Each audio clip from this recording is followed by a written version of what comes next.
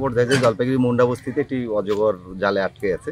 লোকালয় থেকে অজগর উদ্ধার। জলপাইগুড়ি শহর সংলগ্ন মুন্ডা বস্তি এলাকায় এক গৃহস্থের বাড়ির পাশে জালে আটকা পড়ে যায় একটি 7.5 ফুটের অজগর।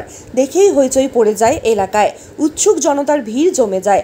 খবর দেওয়া হয় পরিবেশ প্রেমী সংস্থাকে। সংস্থার সম্পাদক অঙ্কুশ দাসের নেতৃত্বে উদ্ধারকারী টিম মুন্ডা বস্তি পৌঁছে অজগর সাপটিকে উদ্ধার করে। তিনি জানান, সাপটি দীর্ঘক্ষণ ধরে জালে আটকে থেকে হাঁসফাঁস করছিল। সামান্য আঘাত পেয়েছে জালে আটকে থাকার জন্য। প্রাথমিক চিকিৎসা দেওয়া হয়েছে। সাপটিকে বন দফতরের হাতে তুলে দেওয়া হবে বলে জানান তিনি। যেটা যাচ্ছিল যে দলার দিকে, ওই আমাদের লঙ্কা গাছের যেটা নেট দেওয়া আছে, নেটের মধ্যে ফাইসে গেছে। অজগর। তারপর কিভাবে দেখতে পেলেন আপনি? যে যেমন পায়খানা বাথরুমে যাচ্ছে, সেমন বেড়াটা কেন নড়তেছে পুরা চেকআপটা, সেখানে আইসে দেখা গেল যে ও ফাইসে গেছে। তারপর এখন কি করলেন? হ্যাঁ, এখন নিয়ে গেল। কারা নিয়ে গেলেন? এখন কে নিয়ে গেলো, এখন ডিপার্টমেন্ট না কে আমি বলে কারা নিয়ে গেল? পরে এসে লোকগুলো নিয়ে গেল। কি নাম আপনার? খবর দেয় যে জলপাইগুড়ি মুন্ডা বস্তিতে একটি অজগর জালে আটকে আছে। তা আমরা তড়িঘড়ি গ্রিন জলপাইগুড়ি টিম এখানে আসি এবং এসে দেখি যে খুব খারাপ অবস্থায় ফেসে আছে। সেটাকে উদ্ধার করি এবং ফার্স্ট এড দেওয়া হয়েছে।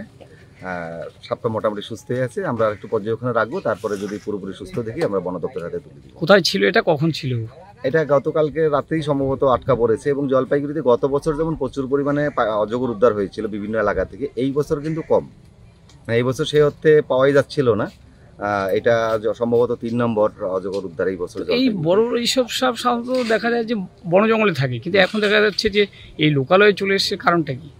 এটার বেশ কিছু কারণ আছে। প্রথমত ওদের বসবাসের পরিস্থিতি ফরেস্টে নেই।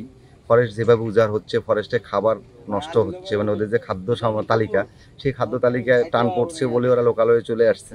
এটা আমাদের পরিবেশের জন্য খুব খারাপ লক্ষণ যে যার জায়গা যেখানে বসবাস করে, যেমন আমরা লোকালয়ের মানুষ লোকালয়ে থাকা উচিত। আমরা যখন বনে বাস করতে যাই সমস্যা হবে, তেমনিভাবেই বনের সাপ যদি লোকালয়ে এসে থাকে তাহলে অবশ্যই সমস্যা হবে। তো এটা এই পরিবেশে ভারসাম্য নষ্ট হচ্ছে বলে, মানে ওদের বাসস্থানের সেই অর্থে হয়তো খাদ্য তালিকায় টান পড়ছে বা তাদের বাসস্থানে ক্ষতি হচ্ছে বলে তারা লোকালয়ে ফিরে আসছে। এটাকে রোধ করা দরকার। অঙ্কুশ দাস, সাধারণ সম্পাদক, গ্রিন জলপাইগুড়ি।